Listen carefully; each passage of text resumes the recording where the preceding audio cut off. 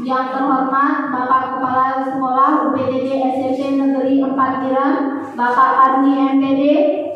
Yang terhormat Bapak Ibu Wakil Kepala Sekolah UPTD SMP Negeri 4 Biren.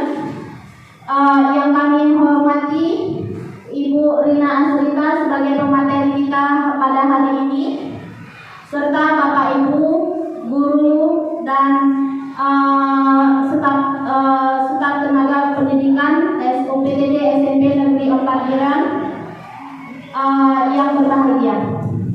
Ungkapan puji syukur kehadirat Allah Subhanahu wa Ta'ala atas rahmat dan rahmatnya pada hari ini, Kamis 15 Agustus 2024. Kita bersama-sama akan mengikuti sosialisasi budaya positif di sekolah kita, karena budaya positif di sekolah diyakini mampu menciptakan pribadi-pribadi yang berkualitas dan berkarakter baik sesuai dengan profil pelajar Pancasila. Hadirin yang berbahagia, kita awali acara dengan doa di dalam hati masing-masing sebagai ucapan puji syukur kita kehadirat Allah Subhanahu wa Ta'ala. Berdoa dimulai.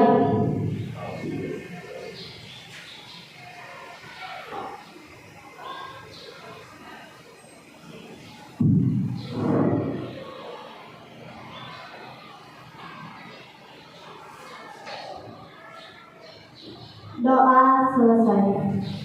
Selanjutnya akan kita simak kata sambutan dari Kepala Sekolah UPTD SMP Negeri 4 Biren kepada Bapak Arni MPD. Kami persilahkan.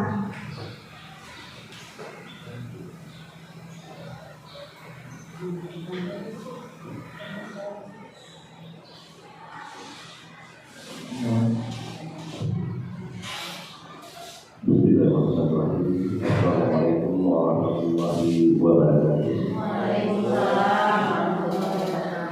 Alhamdulillah,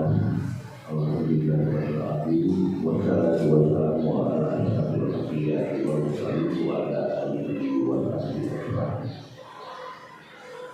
Puji syukur kepada Allah atas limpahan dan karunia-Nya kita pada pagi yang berbahagia ini masih dapat berkumpul di ruangan yang berbahagia ini. Adalah salah satunya untuk mengikuti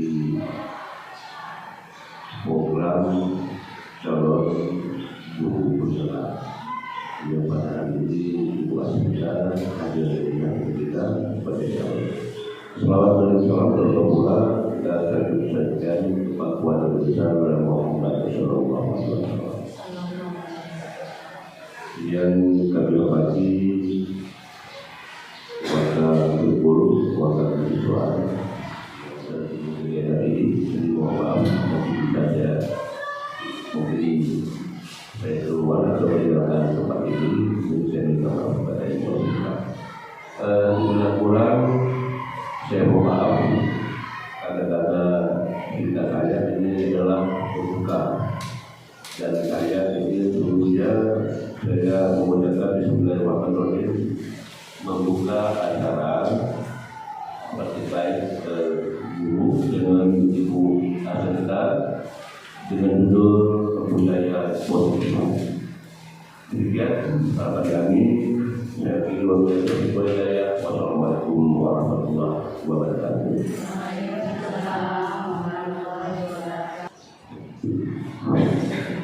Terima kasih Bapak Kepala Sekolah untuk arahan dan bimbingannya kepada kami dan telah membuka acara kita pada hari ini. Oke, hadirin yang berbahagia, selanjutnya kita akan memasuki acara inti pada hari ini, sosialisasi budaya positif di sekolah kita yang akan disampaikan oleh Ibu Asrita. Kepada Ibu, kami persilahkan.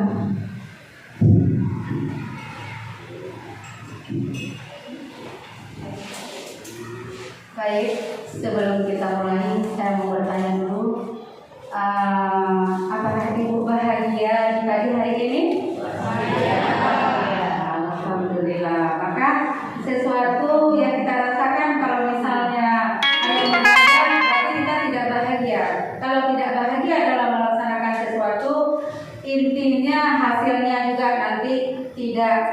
berhasil dengan interest dan bermanfaat. Kan begitu Ibu, begitu juga dengan posisi kita di kelas ya. Nah, sebelumnya kalau Bu Yuli juga berpantun, saya pantunnya pendek aja Bu Yuli ya, tidak sepanjang Bu Yuli. Buah duku, buah kedondong, jawab salam diriku dong. Assalamualaikum warahmatullahi wabarakatuh. Waalaikumsalam warahmatullahi wabarakatuh. Oke, sebelumnya seperti disampaikan sama Bu Yuli tadi, ada pembukaan, ada doa, ada pembahasan, ada materi, ada eksplorasi konsep, juga ada refleksi.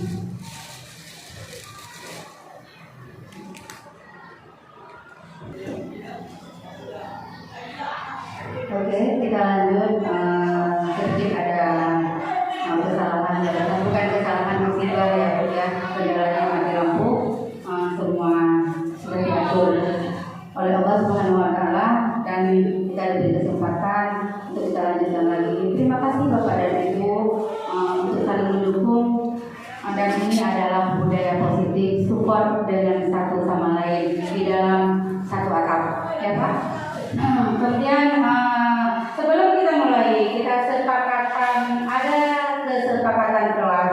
Biasanya ini sudah sering Bapak Ibu kita lakukan di kelas. Nah, ketika kita membuat kesepakatan dengan murid, dengan siswa, hari ini kita buat kesepakatan dengan teman-teman sekalian di ruangan ini. Untuk apa kesepakatan itu? Tentu ada yang kita harapkan nantinya. Nah, saya sebelumnya bertanya dulu, kelas yang bagaimana kita harapkan hari ini bersama saya, Ibu Asrita, CGP Angkatan 11, yang ingin menyebar sedikit tentang hal-hal yang positif terhadap teman-teman sekalian. Nah, tentunya Bapak dan Ibu, kita berharap kelas ini aktif ya, aktif, aman, tertib, dan happy kan? Happy, alhamdulillah. Nah, kesepakatan yang pertama di sini saya akan terus, saya tanya di negeri Bapak dan Ibu setuju masuk dan keluar tepat waktu on time. Nah, itu juga budaya positif Bapak dan Ibu. Setuju? Alhamdulillah. Kita lanjut. Kesepakatan yang kedua, raise hand ya. Raise hand, mengangkat tangan sebelum bertanya, menjawab dan menyanggah, juga memberi salam. Nah, cuci tangan dulu Bapak dan Ibu. Sepakat? Sepakat. Kemudian satu lagi, kita semua punya koneksi dengan dunia luar, ya kan? Nah, kita punya handphone tentunya. Jadi untuk saat ini kita sepakati HP-nya di silent dulu. Setuju? Setuju ya? Ada yang berat ini? Enggak ada kan?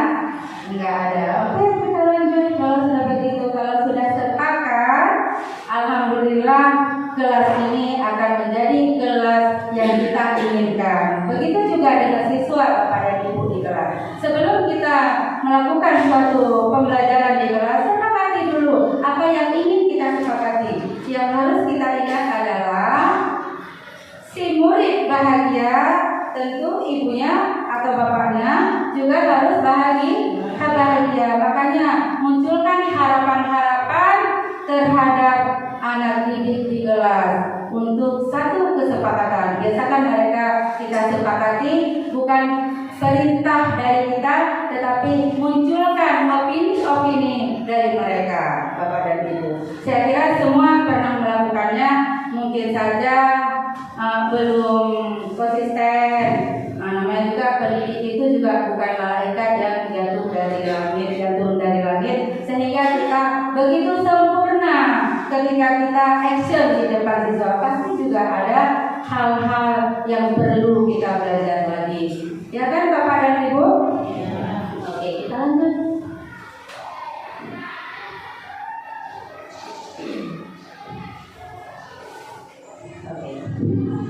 Tentu dalam sebuah kegiatan kita punya tujuan, ya.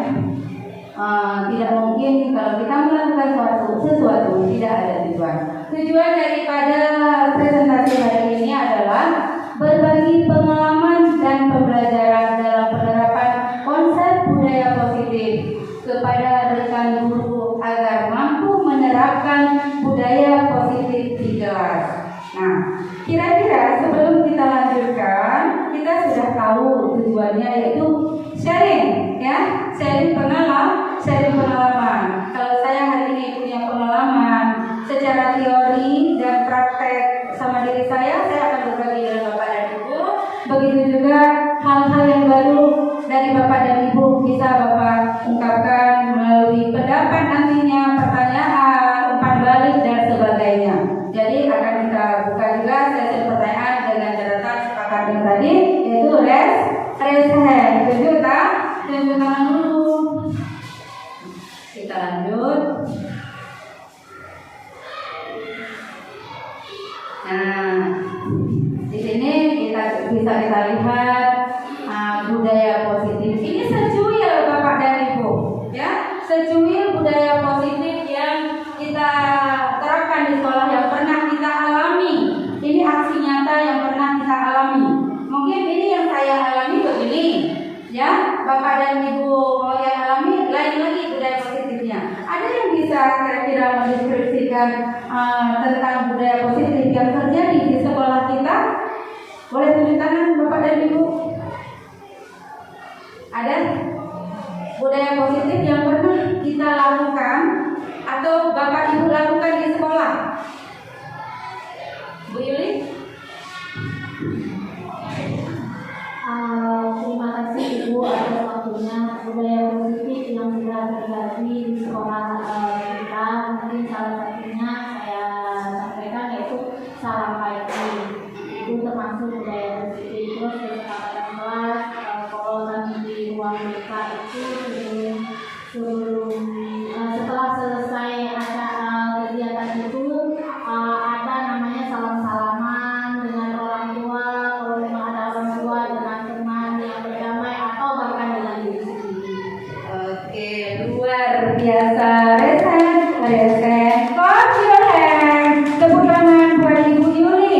Nah, saya yakin sekali Ibu Yuli ini adalah guru Bimpen, ya, guru Bimpen di sekolah kita, yaitu teman kita yang selalu menemani wali kelas, guru bidan dalam mencari solusi-solusi terhadap anak dan menimbulkan gaya-gaya budaya positif yang kita lakukan setiap saat. Setiap hari ada kasus Bu Yuli. Alhamdulillah ada. Oh, Mak Bu Yuli bilang lagi alhamdulillah. Ya, alhamdulillah ada, Bu. Namanya juga hidup, kan nggak mungkin nggak ada masalah. Nah, itu gambar yang pertama, Bapak dan Ibu, ada 4 orang siswa yang sedang bergandengan tangan. Itu kira-kira menurut pendapat Bapak Ibu itu mereka itu ngapain ya? Sampai pegang-pegangan seperti itu, ngapain ya? Saya lagi, oke, boleh beli memang. Karena ini terjadi di ruangan kami, jadi kami tahu. Tapi saya terdengar loh Bu hari itu. Jadi kami juga berperan di situ. Iya, karena itu salah satunya ada siswa saya marahan sama teman-temannya. Itu kasusnya membuli teman ya Bu Yulia hari itu. Saya kira setiap guru mabel juga merasakannya, guru wali kelas apalagi, ya. Nah, kita itu memang fasilitator buat mereka, ya. Jadi ini mereka sedang nyanyi ya Bu Yuli, nyanyi yang bernilai religi. Jadi nyanyi bernilai agama di situ, yang intinya mereka saling bersaudara. Jadi yang awalnya mereka bermusuhan pada saat itu akhirnya berbaikan. Jadi pada saat berbaikan mereka itu sengaja tuh kami kondisikan seperti itu biar ada rasa persaudaraan. Jadi ukhuwahnya dari situ terlihat jelas silaturahminya. Yang seperti itu Bapak dan Ibu, itu salah satu budaya positif yang pernah kita lakukan dari sekian banyak budaya-budaya yang lain. Oke, kita lanjut dengan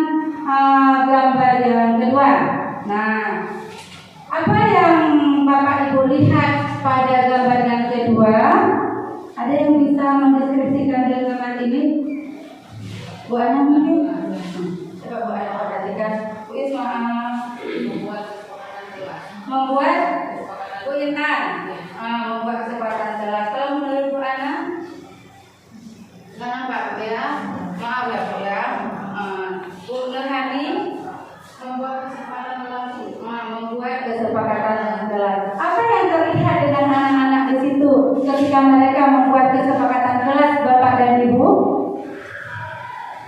Apa yang terlihat?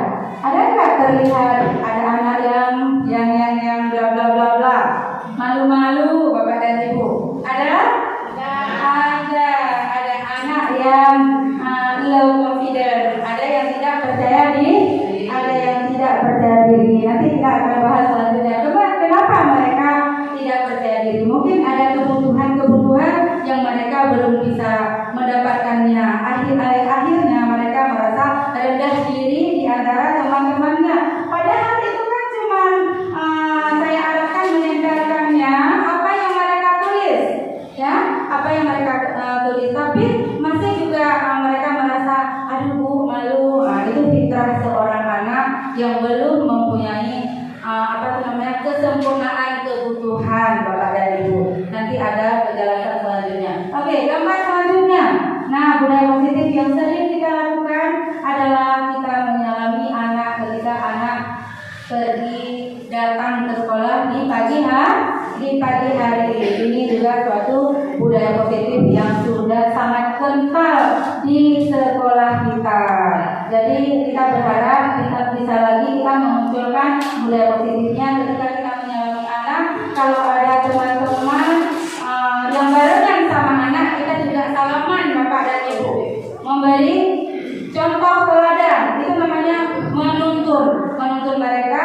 Berarti role modelnya di antara teman-teman kita juga melakukan budaya positif, dan itu sering juga kita lakukan. Oke, kita lanjut dengan pembahasan selanjutnya. Oke, sebelum saya lanjut, ada pertanyaan? Sudah jelas Bu? Sudah jelas ya Bu, terima kasih. Pemikiran Ki Hajar Dewantara. Mungkin semua teman-teman kita sudah sangat tahu siapa sih Ki Hajar Dewantara. Siapa ya Ki Hajar Dewantara? Yaitu Bapak Pendidikan. Beliau punya filosofi yang saya ambil secara umum di sini. Filosofi pemikiran beliau terhadap pendidikan, yang pertama menuntun kodrat anak. Nah, yang perlu kita ketahui sebelumnya, kan ada suatu pernyataan anak itu sudah diberi kemampuan sejak dia lahir. Ya kan Bapak Ibu? Siapa yang memberi kemampuan? Yaitu Allah Subhanahu wa Ta'ala. Tidak mungkin seorang anak lahir ke dunia tanpa membawa suatu potensi Bapak dan Ibu. Semuanya, walaupun mereka itu berbeda potensinya. Berbeda itu yang namanya unik ya. Jangan kita samakan antara si Nabil dengan si Alifah. Harus sama, tidak Bu. Mereka lahir dari perut yang berbeda. Jadi kalau misalnya kita satu rumah ada 7 orang, apakah kita sama potensi 7 itu Bapak dan Ibu? Tentu tidak. Jadi akui, validasi masalah tersebut Bapak dan Ibu terhadap anak. Jadi walaupun kita mencurahkan segala tenaga, masih juga ada kendala. Itu fitrahnya seorang anak Bapak dan Ibu. Jadi intinya rasa sabar yang harus kita miliki. Rasa sabar itu muncul dari ilmu yang kita punya Bapak dan Ibu. Oke. Nah, jadi istilahnya seorang anak itu seperti selembar kertas putih yang sudah ada bayang-bayangnya, dan kita sebagai cikgunya menebalkan apa yang ada bayang-bayang tersebut. Bayang-bayangnya arahnya kemana? Jak tanyo kudu bayu. Itu tugas kita Bapak dan Ibu. Jadi hari ini sampai di mana kita sudah melakukannya, masing-masing kita bisa jawab sendiri. Dan saya yakin kita semua berikhtiar untuk generasi Z. Iya kan Bu? Oke, kita lanjut. Yang nomor 2, pendidikan ibarat petani. Ya, pendidik ibarat seorang petani dan murid adalah tanamannya. Itu gimana kira-kira maksudnya? Ada yang ingin memberi pendapat? Bu Ani misalnya? Belum ya Bu? Bu Enun? Gimana sih yang disebut dengan pendidik itu adalah Pak Tani atau Ibu Tani, sementara anak adalah tanamannya?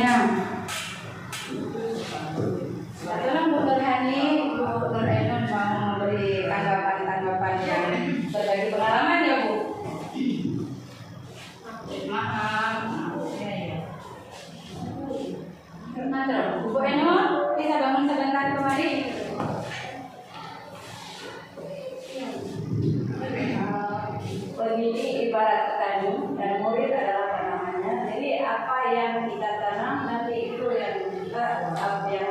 yang akan kita tuai ya Bu ya. Oke, luar biasa, tepuk tangan buat Bu Ainun. Oke, baik, kata Bu Ainun, petani itu adalah berarti tukang kebun ya Bu Ainun, yang berarti biji-bijiannya adalah murid. Nah, sedikit saya tambahkan di sini, berbicara tentang biji-bijian. Biji-bijian adalah murid. Apakah biji-bijian itu unggul semuanya Bapak dan Ibu? Hah? Tidak ya? Kita akui ya? Kalau tidak sih, kita akui kan biji-biji itu tidak unggul semuanya Bu? Tidak unggul ya. Jadi berarti kita harus akui perbedaan itu. Nah, jadi seorang petani yang unggul, yang dikatakan unggul itu, dia mampu mengemburkan tanah menjadi subur agar bibit-bibit yang bermacam ragam itu tumbuh dengan suburnya. Jadi si petani ini mengolah ya olahannya sama kita Bu. Kita beri pupuk dia. Pupuknya apa? Strategi Ibu, strategi pembelajaran, alat peraga, bagaimana kita mengetahui tentang karakter dia, ke arah yang mana, itu adalah tugas kita. Maka kata Pak Kiai Jaduantara, kita harus berhamba kepada murid. Itu ada ironisnya juga tentang kalimat berhamba. Kenapa kita harus berhamba sama murid? Berhamba, kita hamba Allah. Berhamba maksud Pak Kiai Jaduantara adalah gimana ya? Kita harus hadir di dunia anak-anak. Jadi makanya ada anak yang tidak nyaman dengan orang tua. Kenapa? Mungkin Bapak dan Ibu tanpa sadar kita telah membawa dunia kita ke dalam dunia anak-anak. Yang mana mau anak-anak dunia orang tua kita bawa ke dunia dia. Ya, nanti ada penjelasan lagi ke depan mengenai kapasitas anak, potensi karakternya kemana. Oke, jadi jadilah petani yang unggul yang mampu menyuburkan tanah-tanah yang gersang agar tumbuh biji-bijian yang berbeda-beda, yang hasilnya kita tuai, yaitu panen karyanya the best. Itu harapan. Ya. Nah, kemudian kita lanjut dengan nomor 3, pendidikan memenuhi tumbuh kembang anak. Apakah pendidikan yang kita berikan selama ini sudah memenuhi kebutuhan tumbuh kembangnya anak dengan gaya kita yang macam model, ya, multiperan lokal? Nanti kita akan terjawab lagi dengan slide-slide berikutnya. Kemudian nomor 4, budi pekerti. Nah, jadi kita perhatikan yang pertama, kalau kalau tidak Kiai Haji Hajar Dewantara menitik beratkan ke karakter dulu yang dititik beratkan, baru pendidikan dilanjutkan selanjutnya. Kalau karakter sudah baik, insya Allah semua akan tercover sesuai dengan kodrat alam yang dimiliki oleh anak masing-masing. Kodrat alam itulah potensi yang dibawa secara alami. Kemudian di nomor 5, bermain adalah kodrat anak.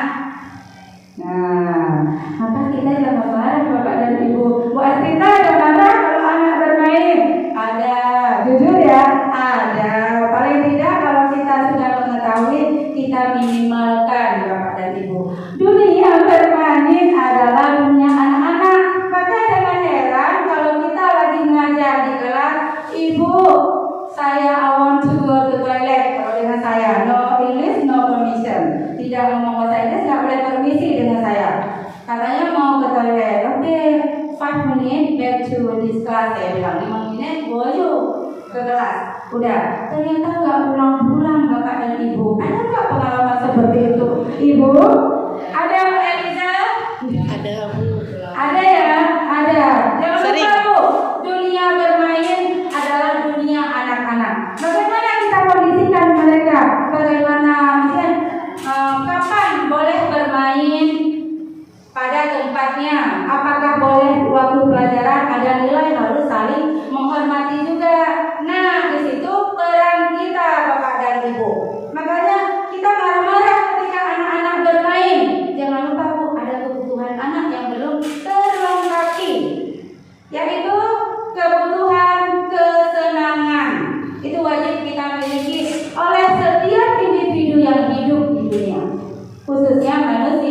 manusia.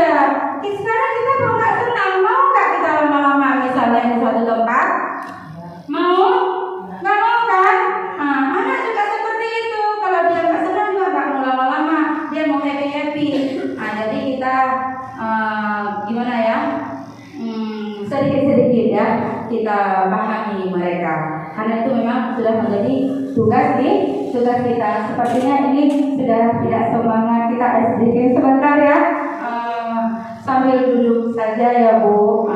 Jadi kalau saya bilang kelakuan tepuk satu ibu tepuk, dan kecu 2 kali ibu tutup. Atau bahasa Indonesia aja ya. Bahasa Indonesia boleh juga. Oke. Ini untuk apa kita lakukan? Memang ini sepele ya Bu. Untuk apa kita lakukan? Tapi ini melatih kita masih ada di sini atau tidak? Kan konsentrasi, ya? Tepuk 1, tepuk 2, tepuk 3, tepuk 1, tidak tepuk.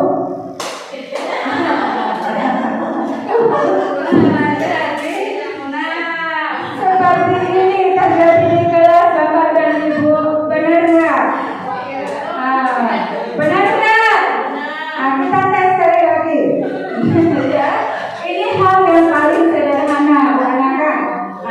Tepuk 1, tepuk 2, tepuk 3, tepuk 5, tepuk 4, nolak, tidak tepuk. Baru konsentrasi lagi.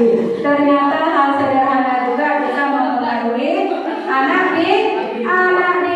Di kelas kayak gitu Bu Guru, ya. Bapak dan Ibu di kelas kayak gitu. Kalau lihat si Sultan udah duduk bangun, udah coket-coket kawannya, ada kebutuhan dia belum dia udah butuh lagi, tapi nggak kesampaian. Kita buat tepuk-tepukan di sana. Tes konsentrasi. Maaf Bapak, saya kalau misalnya ketemu R dengan S susah ngomongnya. Nggak tahu kenapa selalu kayak gitu. Ketemu R dengan S itu jadi musuh mereka berdua. Nggak apa-apa, itu seni juga yang begitu ya. Udah, kita lanjut ke slide berikutnya. Ada apa ya di slide berikutnya? Nah, ini masih kalimat prakarsa perubahan. Saya buat slide lagi. Sementara ini sudah pernah dijelaskan pada presentasi kemarin ya. Kalimat prakarsa perubahan mengembangkan pembelajaran berdiferensiasi dan inovatif untuk menciptakan lingkungan belajar yang menyenangkan. Sudah kita lakukan Bapak dan Ibu? Sedang ya Bu? Alhamdulillah ya sedang. Tapi saya percaya sekali hari ini kita berdiri di sini, Bapak Ibu juga ada di sini ini berkat guru-guru kita sebelumnya yang menerapkan budaya-budaya positif yang pernah kita lalui. Benar nggak Bapak dan Ibu? Iya, cuman seiring berkembangnya zaman, model semakin bervariasi. Nah, mungkin tentang berdiferensiasi ini adalah cenderung ke strategi pembelajaran yang bervariasi Bapak dan Ibu, tergantung kodrat anak yang tadi. Nah, kalau misalnya kita mengajar anak gaya belajar yang kinestetik, maka sebelum melakukan pembelajaran di awal tahun, di awal semester itu bukan sebaiknya. Itu suatu keharusan Bapak dan Ibu, ya, suatu keharusan untuk mengetes gaya belajar anak. Bagaimana kita tes Ibu Azrita? Nah, sekarang sudah banyak link akun pintar ya Bu Edi yang ditawarkan sejumlah soal yang menyimpulkan tentang gaya belajar anak. Jadi kalau misalnya anak muncul nanti ada gaya belajar anak 100% kinestetik, ada gaya belajar anak visual, ada gaya belajar anak audio. Nah, anak audio ya seperti ini, kita presentasi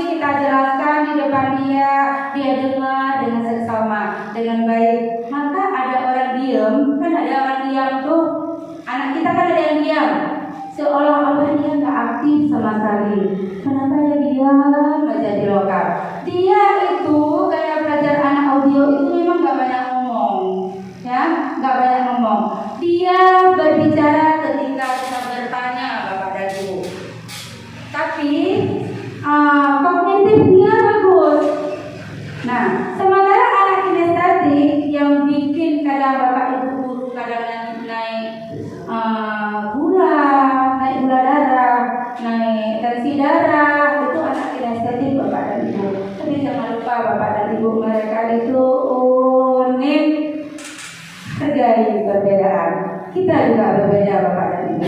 Kalau sifat itu sudah melekat ikhlas sedemikian rupa di semua kita masing-masing, insya Allah Bu, rasa itu akan kita pahami dari setiap anak. Ya, jadi untuk anak kinestetik itu dia suruh bangun-bangun Bu, suruh tempel-tempel, ambil gambar tempel ke depan, ya, suruh tulis tempel. Anak kinestetik itu hantu tak punggung Ibu. Ibu dah kenal, ibu dah gede. Jadi jadikan dia sebagai leader. Kalau sudah siap, tolong lihat kelompok visualnya, mereka sudah siap belum? Arahkan mereka sebentar. Buat mereka seperti itu. Jadi kalau dia sudah nyaman, anak kinestetik pun jadi anak yang kita inginkan di kelas. Anak visual dia suka belajar seperti ini Bu. Nah, jadi begitu guru masuk, assalamualaikum anak-anak, hari ini kita belajar apa? Halaman berapa? Udah halaman 24. Anak visual nggak mau seperti itu. Anak kinestetik nggak mau, laju dia ganggu kawannya. Dia coker sana, dia coker sini. Campur dia, butuh perhatian untuk diperhatikan lebih. Itu nggak akan mau Bu. Pasti kitanya nanti, ibunya yang nggak nyaman. Oke, kita lanjut. Inovasi, kita harus inovasi dengan media-media pembelajaran. Ya, bagaimana berinovasi? Jadi banyak ilmu-ilmu yang ditawarkan, yang bisa kita adopsi. Salah satunya adalah program guru penggerak. Saya harap selesai saya nanti kalau ada panjang umur, insya Allah ada lagi yang mengikuti jejak saya demi sekolah kita. Saya tidak bisa bekerja sendiri. Alhamdulillah ini sudah ada 3 di sekolah kita. Jadi kerja di sekolah ini kerja tim Bapak dan Ibu, bukan kerja personal. Ya, bukan kerja personal. Kalau personal jangan pernah kita harap perubahan itu terjadi di sekolah. Hanya untuk diri kita sendiri. Tugas kita untuk anak didik. Namanya juga kita berhamba kepada anak didik. Kita lanjut Bapak dan Ibu. Slide berikutnya, jadi guru yang kreatif kita sudah pahami. Kemudian inovatif dan kolaboratif. Ini yang perlu kita titik beratkan, yang harus kita munculkan, yaitu setelah adanya nilai mandiri harus ada nilai kolaboratif. Mau kemana kita bawa nilai mandiri kita kalau kolaboratifnya mandel? Ya, tidak akan berhasil. Sepakat nggak kita berkolaborasi Bapak dan Ibu di antara mapel? Sepakat. Kalau soal waktu memang semua kita syarat, ya. Syarat dengan waktu, tapi kita siasati, insya Allah kita niatkan dengan baik, juga ini akan tercover, ya. Kemudian untuk mewujudkan murid yang cerdas dan berkarakter sesuai dengan profil pelajar Pancasila. Jadi profil Pancasila itu yang pertama ketuhanan yang Maha Esa secara religi dengan kaitan dengan agama Islam juga sangat relevan kan Bapak dan Ibu, ya kan? Kemanusiaan yang adil dan beradab dalam agama Islam juga diajarkan bagaimana berlaku adil terhadap sesama. Hablum minan nas, ya, hablum minallah, hubungan dengan Allah bagaimana, hubungan dengan manusia bagaimana. Hubungan manusia itu akan baik, yaitu muncul di kolaboratif. Ya, apa yang telah kita kolaboratifkan semuanya tentang hal yang baik-baik Bapak dan Ibu. Oke, kita lanjut.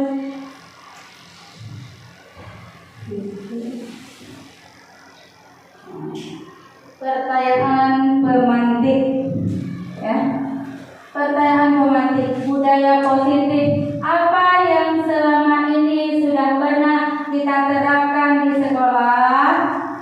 Ada yang ingin memberi pendapat? Bu Dariana? Salam pagi. Salam pagi, good job, luar biasa. Bu Ani?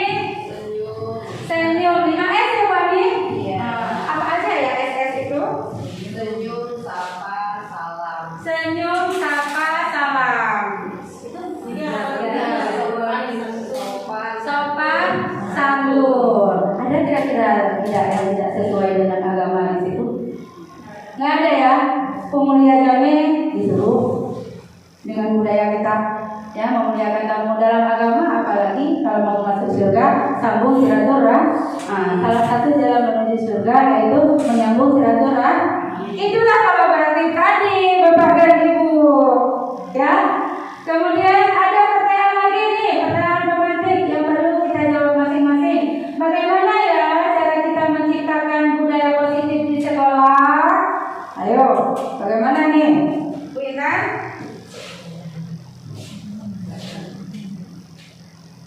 Bu Eliza, yang di pojok kamu ngomong terganggu video ya Bu. Udah, Ibu yang di sini bagaimana? Jadi sudah kesepakatan kelas seperti yang kita lakukan di awal. Jawab semisal ya. Oke, luar biasa menyusun kesepakatan kelas. Setelah saya susun kita bawa kemana Bapak dan Ibu? Ibu. Ya kita lakukan sama-sama kita laksanakan. Iya, berarti perlunya konsisten. Jangan hari ini kita susun, kita sepakati sesama guru. Ini kita berbicara kesepakatan kolaboratif dulu. Jangan hari ini kita susun, kita sepakati, begitu implementasi hari ini kita implementasikan, besok lusa lupa lagi. Lupa adalah memang fitrah, tetapi jangan kita tebalkan fitrah itu. Bisa kita latihan pembiasaan. Kita berharap anak murid berubah karena pembiasaan. Kita sendiri juga harus dengan pembiasaan. Kemudian kita lanjut, selesai dengan slide ini. Ada yang mau bertanya? Ada yang mau nyanyi sekali ini, biar terhibur kelas ini. Ada? Bu Yuli mau nyanyi? Nggak mau. Siapa yang mau nyanyi? Kasidah itu oke juga. Mana ada? Berarti Bu Nani mau nyanyi? Bu Yuli mau nyanyi? Aduh, rupanya di sini harus kita hargai Bapak dan Ibu, tidak ada penyanyi. Ya, saya bisa nyanyi di kamar mandi. Ya, nyanyi di kamar mandi, tapi nggak apa-apa. Masih ada kelebihan lain juga. Itu ada.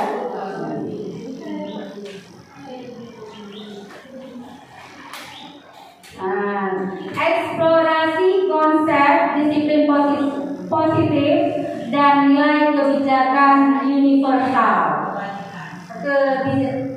Kebajikan ya, maaf, faktor U. Bu dan Liana faktor U. Udah, explore. Apa itu explore? Mengeksplorasi itu apa sih? Mengenali, mengkaji, menyelidiki. Bahasa keren sekarang julid, Bu. Ya, julid kalau bahasa sekarang julid cenderung ke negatif. Tapi julid di kelas ini hari ini ingin tahu lebih, ya, ingin tahu lebih tentang apa disiplin positif dan nilai kebijakan. Bagaimana disiplin positif itu? Kita lihat slide berikutnya. Apa Bu? Kebajikan. Makasih diingatkan. Apa makna disiplin? Saya mau suruh sama nggak apa-apa ya, disuruh diskusikan tentang gambar bagaimana memaknai disiplin itu. Itu kelas itu terlihat nggak disiplin? Terlihat ya. Apa sih disiplin?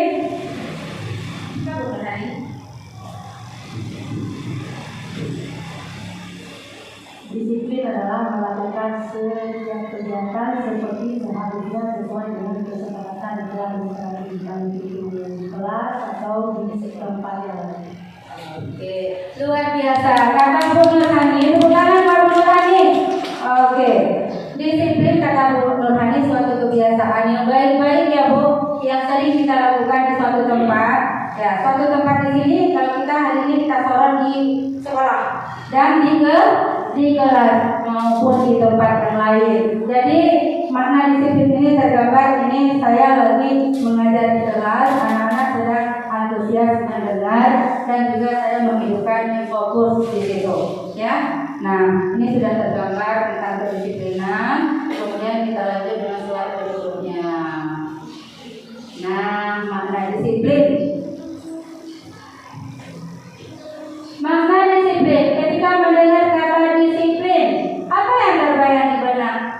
Bapak dan Ibu.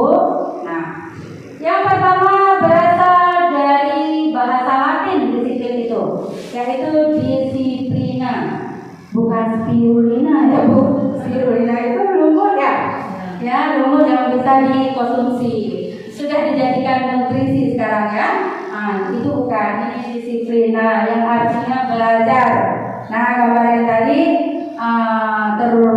tergambar ya, belajar. Kemudian kita lanjut dengan kita cenderung menghubungkan kata disiplin dengan ketidaknyamanan. Ya tidak? Ya nggak Bu Yus? Kalau kita udah ngomong disiplin pasti nggak nyaman, ya kan? Kenapa? Mindset sudah terbentuk dengan kata disiplin itu. Sepertinya disiplin itu wow, menakutkan. Sekolah jam 7, ten pula tuh, ya kan?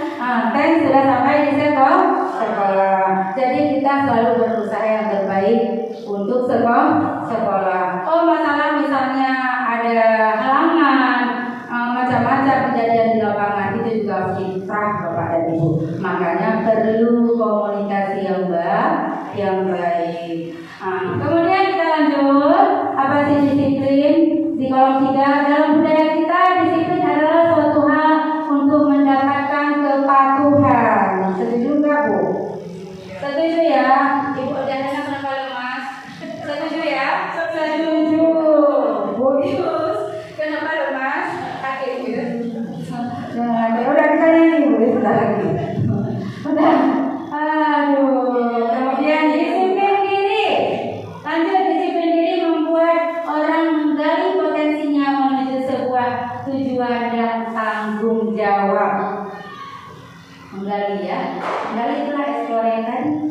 Sampai di mana kita? Apakah kita sudah cukup perfect dalam menguasai kelas? Yang bisa jawab Bapak dan Ibu. Perfect itu miliknya Allah, ya kan? Ya Bu, setuju sekali saya. Perfect itu miliknya Allah. Tapi paling tidak, sudahkah kita berusaha maksimal dengan masa kerja hari ini lebih daripada 10 tahun? Sudah Bapak dan Ibu jawab dong. Sudah melakukan pembelajaran yang menarik yang sesuai dengan bakat minat anak di kelas? Sudah, alhamdulillah. Sudah membuat strategi pembelajaran yang bervariasi di kelas? Sudah. Itu namanya validasi Bu. Pengakuan. Sudah membuat alat peraga yang sesuai dengan gaya belajar anak Bapak dan Ibu? Tapi saya yakin ada yang sudah, ada yang belum. Yang terjadi tidak konsisten mungkin, tidak setiap hari, tidak all the time, kalau kata orang Barat, tidak seluruh waktu. Ada yang kita lakukan, enggak mungkin enggak kita lakukan. Mungkin hari ini kita kurang sehat, semalam tidur cepat ya. Jadi kita sempat buat media pembelajaran yang menarik buat si Delva di kelas 1-2. Kelas 1-2 si Delva. Oke, kita lanjut.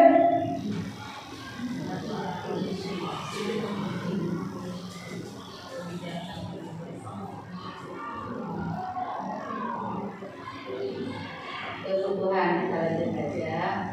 Nah, kita sudah sampai kepada kebutuhan dasar manusia.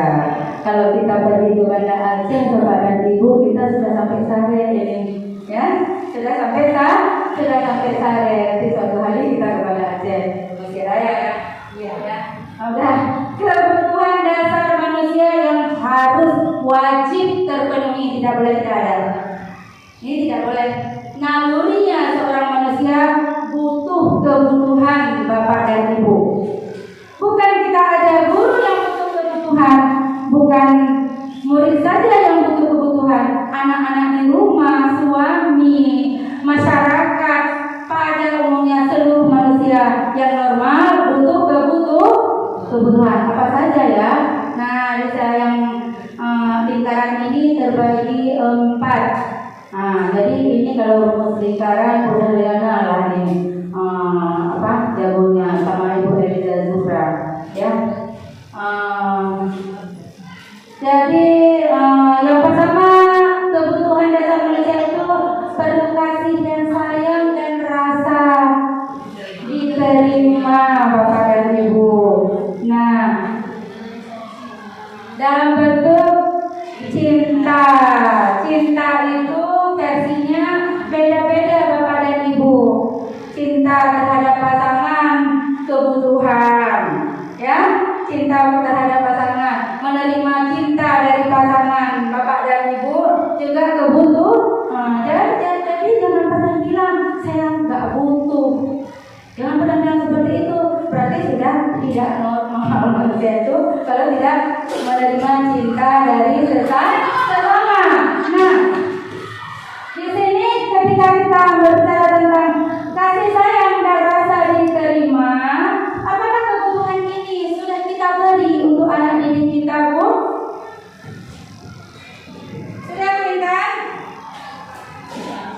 Sudah diberi cinta yang sesungguhnya untuk anak? Alhamdulillah. Bu anak? Sudah.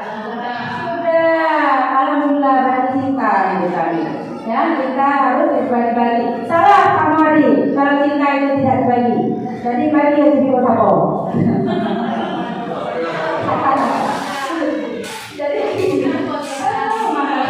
Jadi kasih sayang anak wakil dan rasa diterima. Itu kita ada Bu melakukan menjelaskan Bu, jujur pada diri sendiri. Kadang kalau ada anak yang berbeda, kita tidak bisa memberi cinta yang utuh kepada mereka. Benar tidak? Benar sekali. Ini mau seperti itu lagi? Jangan. Kasihan ya Bu anaknya. Kasihan dapatnya Bu. Pakai tepuk tangan buat Bu Kahirna. Oke. Jadi seperti Bapak, kasus Bapak di 1-2 dia kekurangan cinta ya Bu. Jadi kalau sampai kemarin makan siko ya Bu. Lapar makan siko ketika jam pelajaran teman kita ya Bu.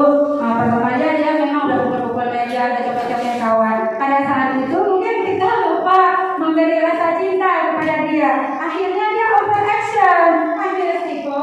Ini kalau misalnya aku nggak makan siko nih, aku nggak akan mendapatkan kebutuhan cinta sama Ibu Aisyah.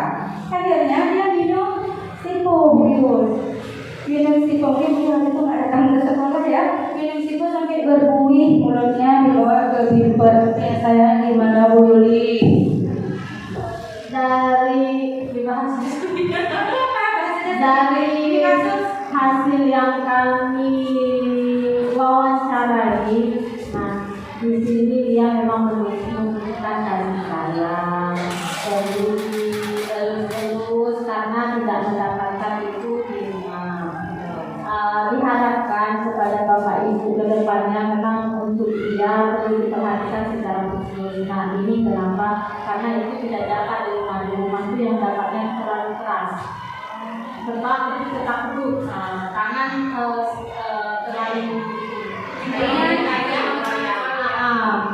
dan itu tidak didapat dari orang yang tuanya. Karena ayah dan ibu sudah berpisah semenjak dia umur 2 bulan dan dia tinggal dengan bunda atau kakak dari mamanya. Mamanya sekarang sudah di Bandar, ayah sudah menikah dengan orang lain. Jadi tolong diperhatikan secara khusus dan lebih dispesialkan gitu, kayak pakai telur dan ayam goreng ya. Kecap manis dan sausnya tolong ditambahkan biar selera mengajarnya lebih gurih, micinnya tolong ditambahkan. Oke, luar biasa Bu Yuli mengeksplor sosok seorang Dava 1-2. Kasihan memang si Dava ini, dia kekurangan cinta dan rasa diterima. Itu bukan salah anakku.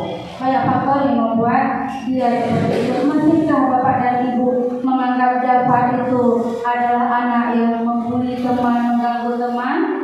Nah, masih Bu? Masih? Kalau masih Bapak dan Ibu ikut CGP ya, ikut CGP lagi. Nah, dalam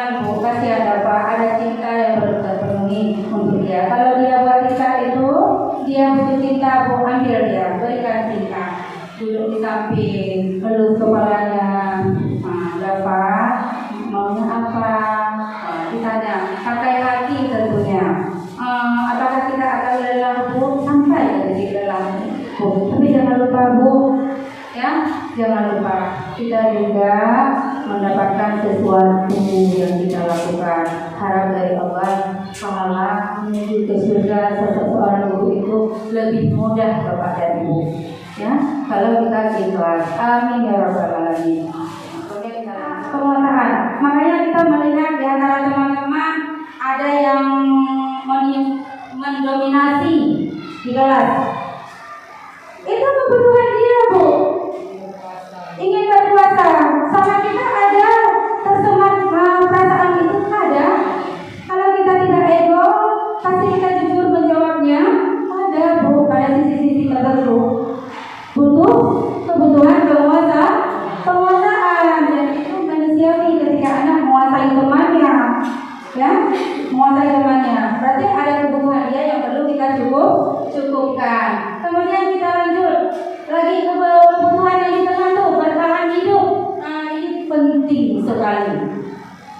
Kebutuhan bertahan hidup, sandang, pangan, pakan. Kalau kebutuhan itu nggak dapat, bisa kita hidup?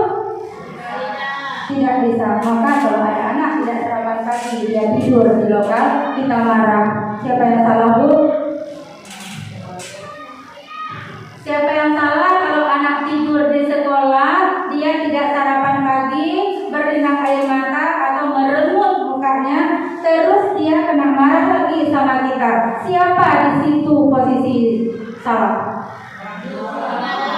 Nah, yang pertama kalau di kelas, kalau di rumah orang tuanya keliru, nggak menyediakan sarapan pagi untuk anaknya. Kalau di sekolah, bagaimana seharusnya guru melihat anak yang nunduk di meja terus meremut aja? Apa yang anak ibu kalian lakukan? Kasih perhatian contohnya ibu bagaimana?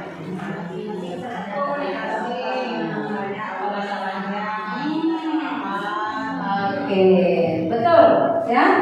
Kita tanya, Bu, permasalahan kenapa anak kamu tidur, ada apa nak? Kalau misalnya kita tanya depan temannya, kadang nggak bisa terbuka, Bu, anak depan teman. Malah dia tambah down. Kalau kita tanya, bawa ke tempat lain, ada apa? Oke, kita lanjut. Kebutuhan kebebasan, ini ada buku.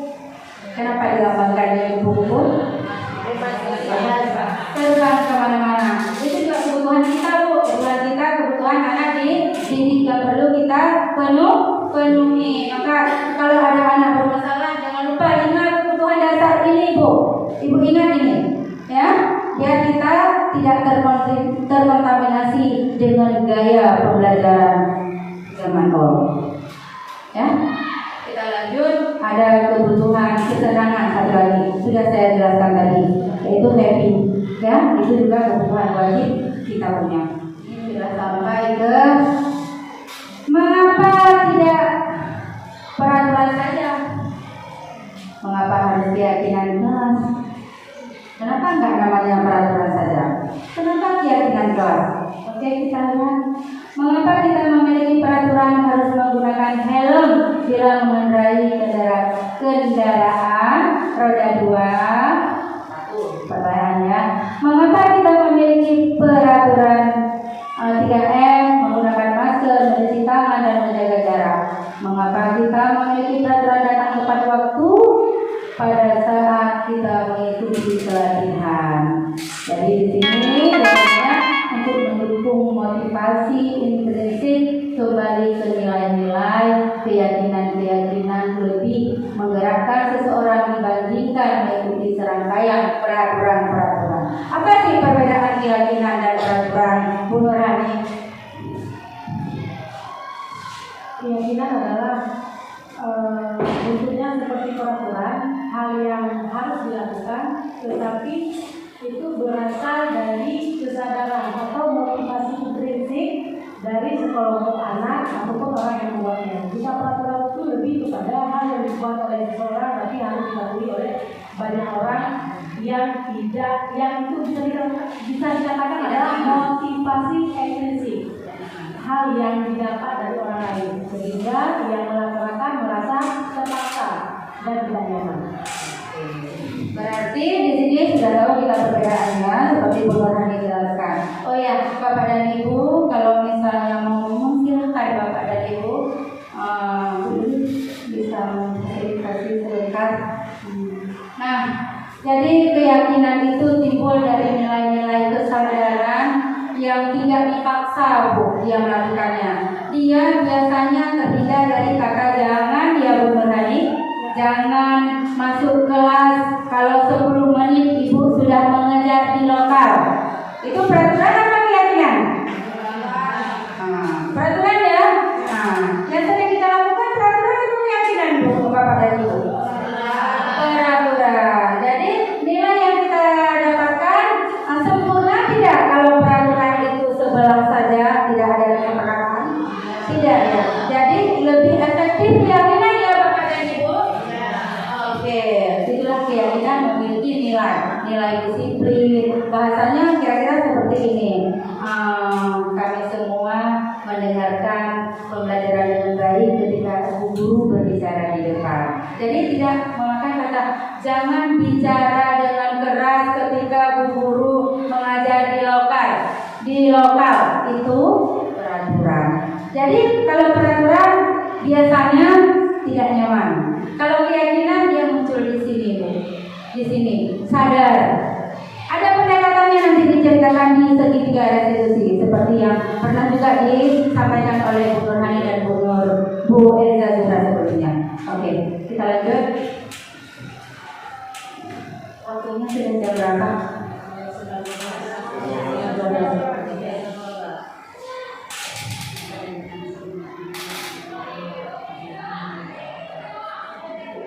Bagaimana cara membuat keyakinan kelas? Yang pertama, murid menuliskan keyakinan yang mereka inginkan. Apakah guru yang menginginkan atau Pak Guru atau murid di sini?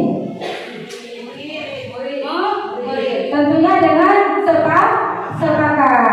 Harus kita munculkan nilai musyawarah. Nilai musyawarah ada di kolaborasi. Semua punya koneksi Bapak dan Ibu.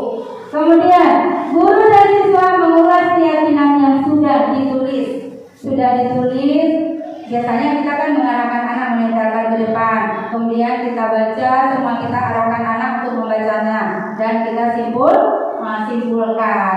Kemudian yang ketiga, guru dan siswa memilih dan memilah keyakinan-keyakinan yang penting diterapkan di kelas. Nah, kita lanjut.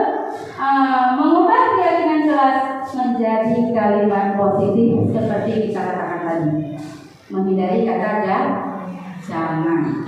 Nah, jadi kalau kita sering menggunakan kata jangan terhadap anak, otak yang lagi berkembang Bapak dan Ibu, dia yang perlu kita ketahui secara ilmu kesehatan, semakin banyak leku otak di diri seorang anak itu semakin cerdas. Itu secara kesehatan Bapak dan Ibu, ya, semakin cerdas. Kalau kita anak sedang tumbuh, sedang grow, ya, kita bilang jangan naik, jangan ambil, leku otak yang mau berkembang tersumbat di situ. Tidak ada pengembangan apapun. Mau Bapak Ibu generasi Z demikian? Tidak mau pastinya. Cuman kadang-kadang kita manusia kan Bu, terpaksa terjadi sendiri. Kalau terpaksa, nggak ada yang terpaksa mengajar, nggak ada ya, nggak ada. Insya Allah nggak ada. Kalau ada modus,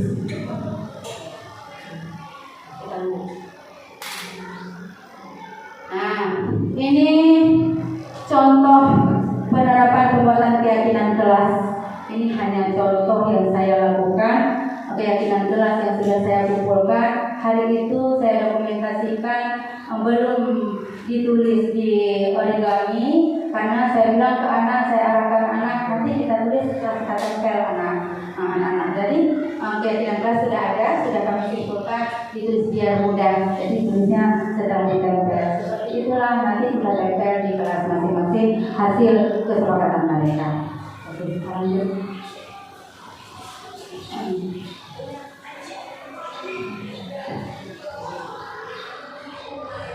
Oke, penerapan pembuatan keyakinan kelas hasil coretan-coretan anak didik kita. Yang pertama, apa Ibu? Jangan membuang sampah di dalam kelas. Keyakinannya bisa kita ganti membuang sampah pada tempatnya. Maka hindari kata jangan. Kita memang membosan ya, membosan memang di luar. Semua kita pernah lakukan, ya. Jadi untuk hari ini dan selanjutnya sudah terjadi suatu perubahan karena sudah punya ilmu Bapak dan Ibu, ya. Membuang sampah pada tempatnya. Kemudian nomor 2, tidak membantah guru. Tidak, sama dengan jangan kan? Tidak membantah guru. Bisa kita bilang mendengarkan dengan baik, mentaati apa yang disampaikan guru. Lebih indah. Kita juga punya buku yang indah-indah. Anak-anak juga buku yang indah. Kemudian nomor 3, mengerjakan tugas dan PR. Belajar sungguh-sungguh. Ini saya nggak bilang lagi. Siapa yang tidak mengerjakan PR akan dihukum. Jangan lagi Bapak dan Ibu ya. Jadi pakailah kata-kata keyakinan yang membuat saya itu sadar bahwa belajar itu penting. Kemudian nomor 4, mendengarkan guru ketika mengajar. Seperti saya katakan tadi. Nomor 5, mengerjakan tugas dengan jujur. Kemudian lanjut dengan menghargai teman, termasuk menghargai teman itu ketika teman berbicara didengar, ketika guru berbicara anak-anak mendengar. Kita nyuruh anak mendengar kita ketika kita berbicara, tapi ketika dia berbicara kamu dengar. Jadi harus ada nilai saling menghargai antara guru dan anak. Walaupun mereka itu lebih muda Bapak dan Ibu, usia bukan masalah, ya. Mengubah keyakinan kelas menjadi kalimat yang positif.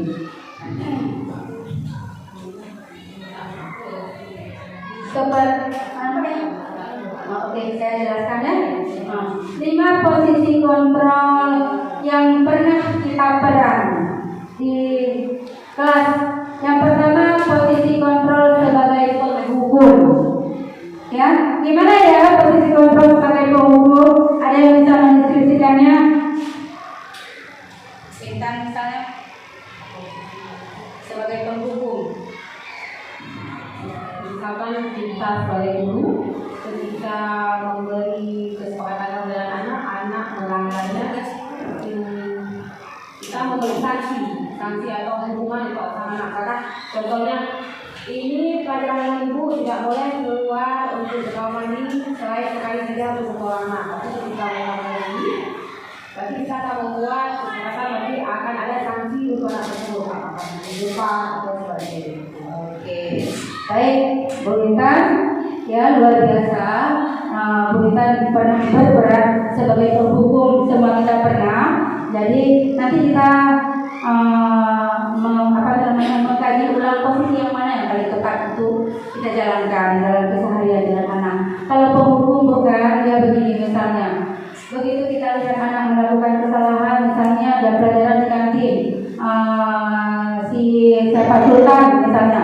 Sultan, kamu tiap hari ibu lihat di kantin, nggak kenyang-kenyang kamu Sultan. Ini kalau kedapatan sekali lagi besok, awas kamu ini skor, jangan masuk pelajaran ibu seminggu.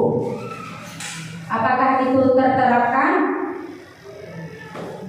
Bisa jadi terterapkan, tapi ada efeknya kepada ibu. Efeknya luar biasa.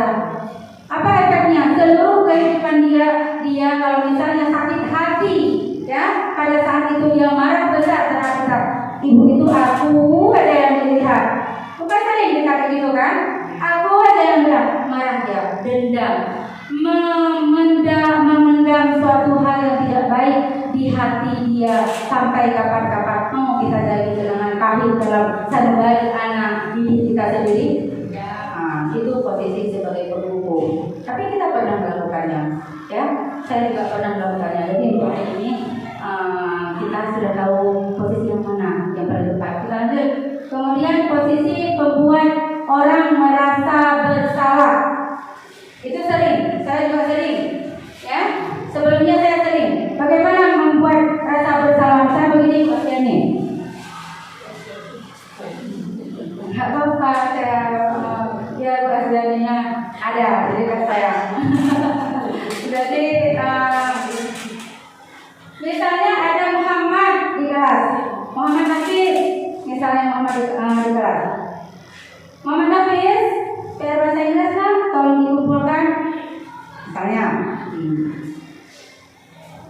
datang dia menurut buat PR bahasa Inggris, begitu kita buka satu pun tidak terjawab Bapak dan Ibu. Rasanya kecewa sama guru seperti itu. Ya kan Bu? Kecewa juga fitrah seorang guru. Jadi kan begitu kita lihat, aduh Muhammad, setiap hari kamu yang tidak buat PR. Kenapa nggak yang lain ya Muhammad? Kenapa kamu saja Muhammad setiap hari nggak sayang kamu sama orang tua kamu Muhammad? Itu bisa usaha sampai kemenang, ya kan? Seperti itu. Nggak sayang sama orang tua kamu, pagi-pagi mencari nafkah, kasih uang jajan sama kamu. Nggak sayang sama Ibu Asrita misalnya. Habis suara-suara di depan. Nggak sayang kamu Muhammad.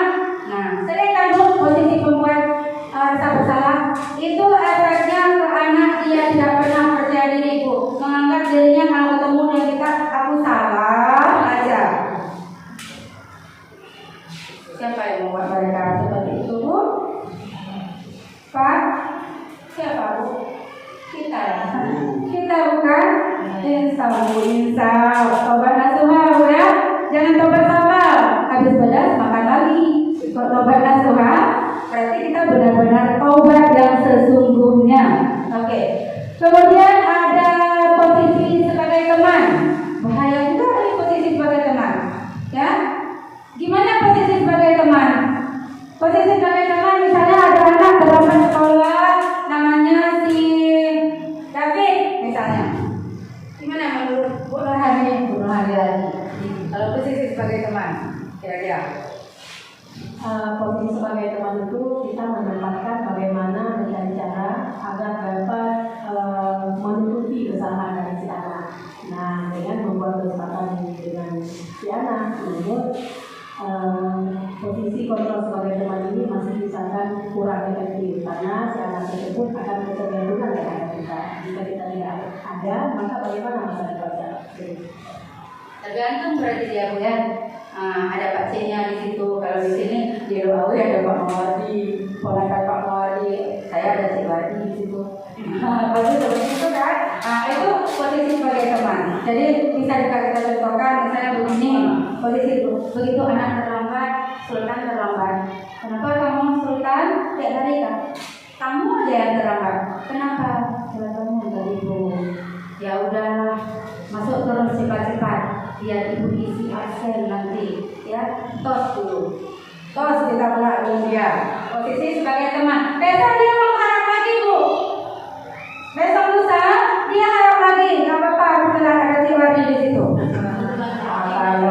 Gak apa-apa, betul ada Bu Yus di situ. Orang-orang Cekaruh dekat sama Bu Yus. Nah, itu juga tidak kurang efektif. Tapi pernah kita lakukan, Bu Ainun pernah nggak kita lakukan seperti itu? Bu Ainun.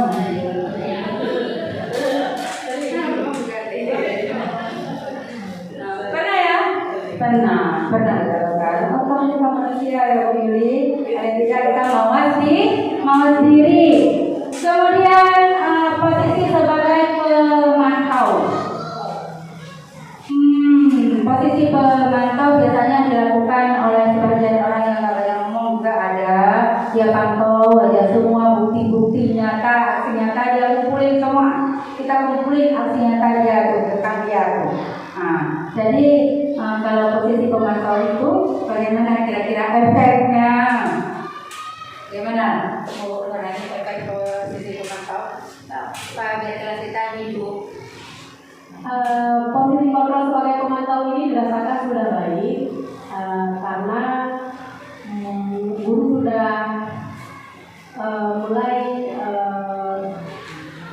dalam hal menyikapi kesalahan itu sudah mulai membuat anak mandiri. Namun tetap saja pada posisi pemantau ini hal-hal yang dilakukan itu dianggap masih belum menemukan motivasi intrinsik terhadap si anak untuk memperbaiki dirinya.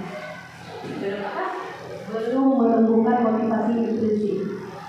Berarti masih kurang efektif juga ya posisi pemantau. Tapi nggak apa-apa. tidak boleh dilakukan, tapi bisa kita koneksikan dengan posisi-posisi yang lainnya yang aksinya baik ya Bu ya. Kemudian satu lagi yaitu posisi manajer. Nah, kalau ceritanya posisi manajer ini adalah posisi yang paling efektif. Jadi posisi yang paling efektif ketika misalnya anak bermasalah, kita menjadi memediasikan masalah tersebut. Kita tanya alasannya kenapa kamu demikian.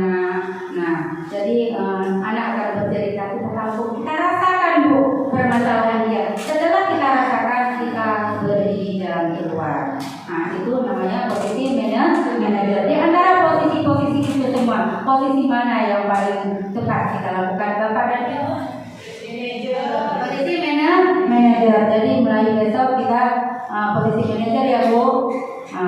Udah dipromis ya, sudah janji ya.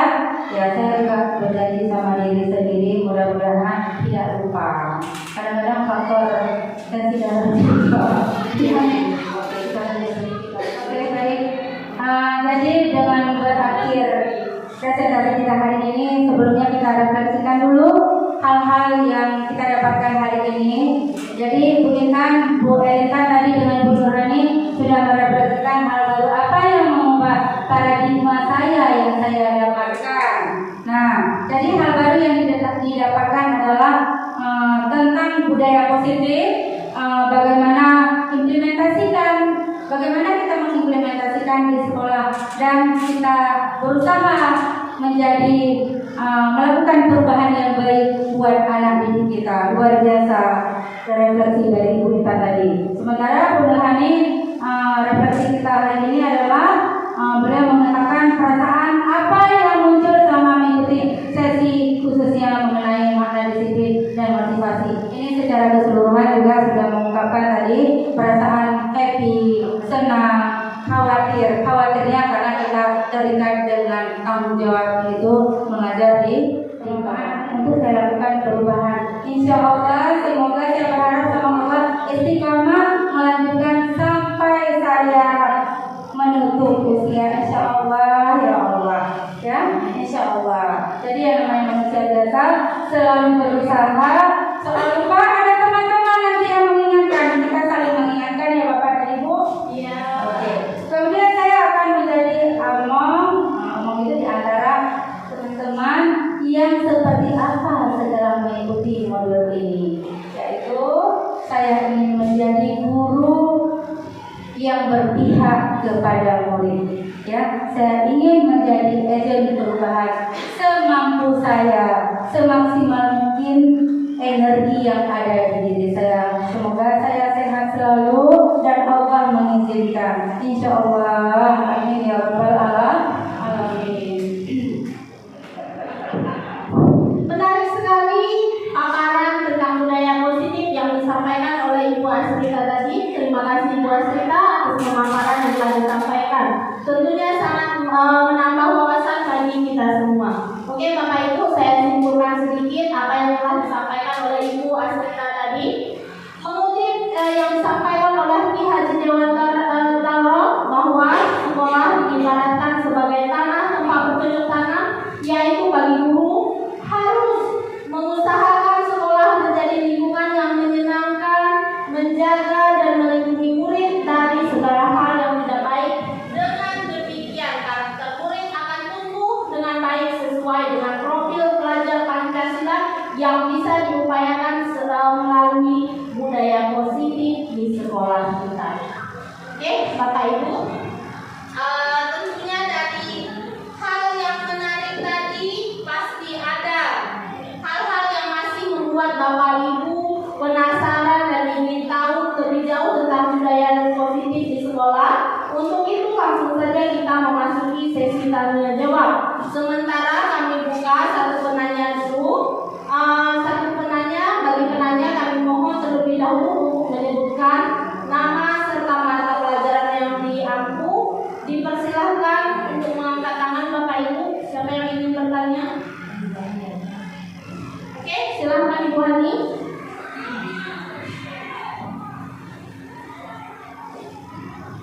Assalamualaikum warahmatullahi wabarakatuh. Nama saya Nur Hani. dalam hal budaya positif saya ingin menanyakan di sini terkait dengan segitiga restitusi. Misalnya seorang anak melakukan sebuah kesalahan, kita telah melakukan segitiga restitusi, namun anak tersebut tetap mengulangi kesalahan yang sama, apa yang harus kita lakukan? Terima kasih. Terima kasih Ibu Hani, Ibu Asrina. Baik, pertanyaan indah sekali, bagus sekali pertanyaan Ibu Nurhani. Kalau budaya positif itu sudah jungkir balik ya Bu, kita gunakan melakukan pendekatan dengan anak, masih saja anak belum berubah. Ya Bu Nurhani, seperti itu pertanyaannya. Nah, saran saya di situ, kalau misalnya ada hal-hal yang belum tercover Bu, kita yang pertama harus sabar Bu. Ya, sabar menghadapi anak-anak yang jauh berbeda dengan kita. Kita adalah manusia-manusia yang dewasa, jadi itu bukan nilai kesabaran. Lakukan terus Bu, istiqamah Bu ya, istiqamah lakukan terus, jangan pernah menyerah Bu ya. Jadi perlu adanya pembiasaan. Di samping itu sendiri kita tidak bisa kita lakukan seperti saya bilang tadi. Jadi harus kolaborasi. Jadi konsisten terhadap apa yang kita inginkan sesuai dengan visi sekolah dan visi warga sekolah. Tentu terkait visi warga dengan visi sekolah. Gimana? Oke, baik. Jadi dengan berakhir presentasi kita hari ini, sebelumnya kita refleksikan dulu hal-hal yang kita dapatkan hari ini. Jadi Bu Intan, Bu Elita tadi dengan Bu Nurhani sudah merefleksikan hal baru apa yang mengubah paradigma saya yang saya dapatkan. Nah, jadi hal baru yang didapatkan adalah tentang budaya positif, bagaimana kita mengimplementasikan di sekolah, dan kita berusaha menjadi melakukan perubahan yang baik buat anak didik kita. Luar biasa refleksi dari Ibu Intan tadi. Sementara Bu Nurhani, refleksi kita hari ini adalah beliau mengatakan perasaan apa yang muncul selama mengikuti sesi khususnya mengenai makna disiplin dan motivasi. Ini secara keseluruhan juga sudah mengungkapkan tadi perasaan happy, senang, khawatir. Khawatirnya karena kita terikat dengan tanggung jawab itu mengajar di kelas. Terima kasih Bapak dan Ibu. Sebelum menutup presentasi saya hari ini, mohon maaf telah menyita waktu Bapak dan Ibu. Apa yang saya sampaikan adalah hal yang wajib saya sampaikan kepada Bapak dan Ibu. Semoga apa yang saya sampaikan mengenai budaya positif menjadi manfaat yang luar biasa terhadap buah hati kita, yaitu murid kita generasi Z, yaitu generasi zaman 21, abad 21. Oke Ibu-ibu, terima kasih. Lebih dan kurang saya sebagai presenter hari ini, yang baik datang dari Allah, yang jelek-jelek datang dari syaitan. Akhirul kalam saya ucapkan Assalamualaikum warahmatullahi wabarakatuh.